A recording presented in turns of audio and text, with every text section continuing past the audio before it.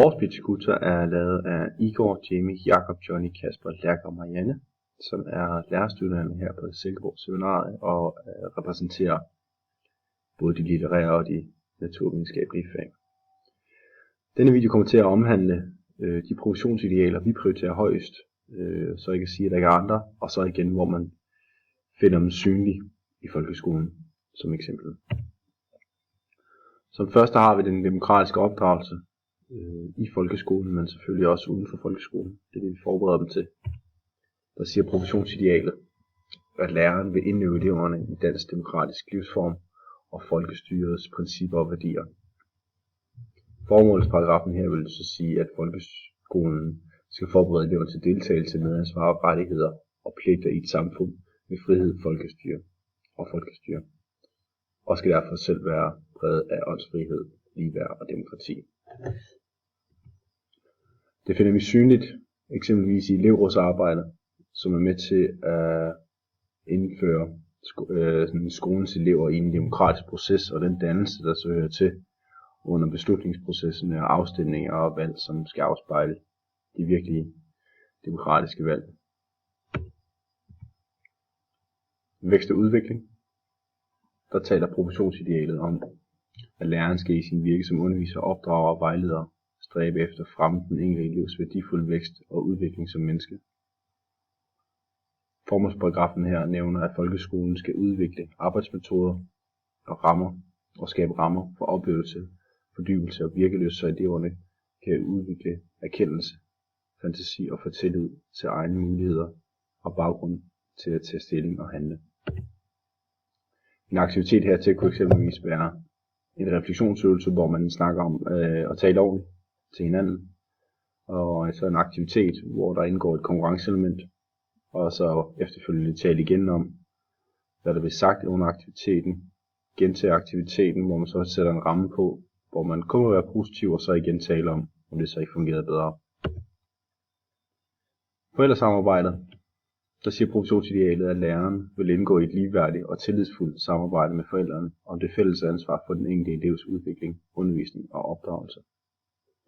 Her siger formålsparagrafen, at folkeskolen skal i samarbejde med forældrene give eleverne kundskaber og færdigheder, der forbereder dem til videre uddannelse og give dem lyst til at lære mere, gøre dem fortrolige med dansk kultur og historie og give dem forståelse for andre lande og kulturer, bidrager til deres forståelse for menneskets samspil med naturen og fremmer den enkelte elevs alsidige udvikling.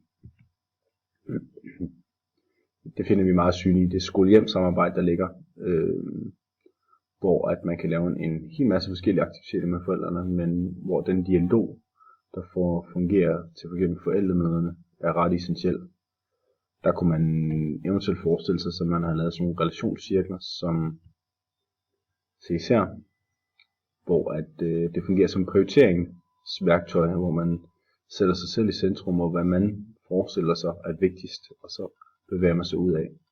Så er ideen så, at man sætter de her relationscykler over for hinanden, altså en elev, der har lavet en forældrepar, der har lavet en, og en lærer, der har lavet en. Og så ideelt, at nogle af de her punkter kan mødes, så man kan lave en fælles prioriteringsliste. Praksisudvikling. Der siger professionsidealet, at læreren vil reflektere over og aktivt udvikle sin praksis.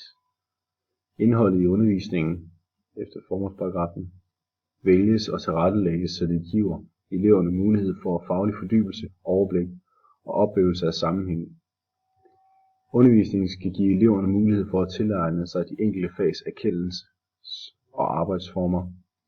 I vekselvirkningen hermed vil eleverne have mulighed for at anvende og udbygge de tilegnede kundskaber og færdigheder gennem undervisning i tværgående emner og problemstillinger.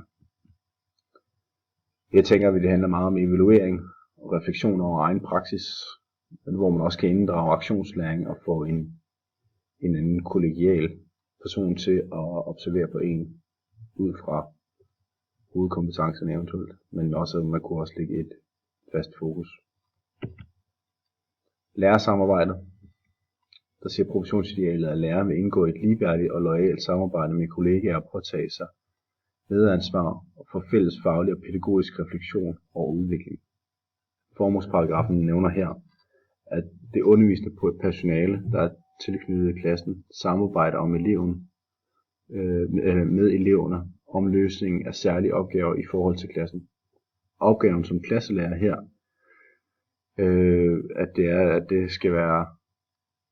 at de skal varetage opgaven skal være varetaget af en klasselærer og uddelegeres til flere af klassens lærere eller pædagoger, som det skulle siges. Her der tænker vi samarbejde imellem lærerne er ret tydeligt, hvor at der selvfølgelig man har et fokus, men også hvor eleverne inddrages og sættes i nogle dilemmaer, de så skal prøve at løse i samarbejde med lærerne selvfølgelig. Elevplaner vil nok være ret godt bud. Fysiske samarbejdsopgaver løses i praksis, hvor trivsel og samarbejde og samtale og koordinering er i fokus.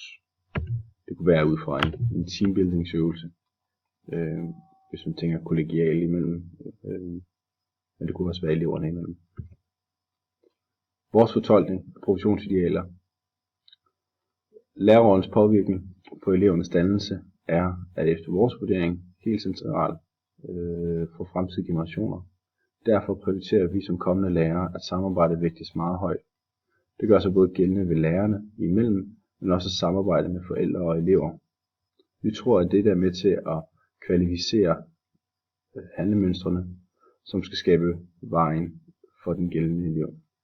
For at styrke dette samarbejde vil det tværfaglige element være en central brik, og bør værnes om og løbende følges op på samt refleksion over egen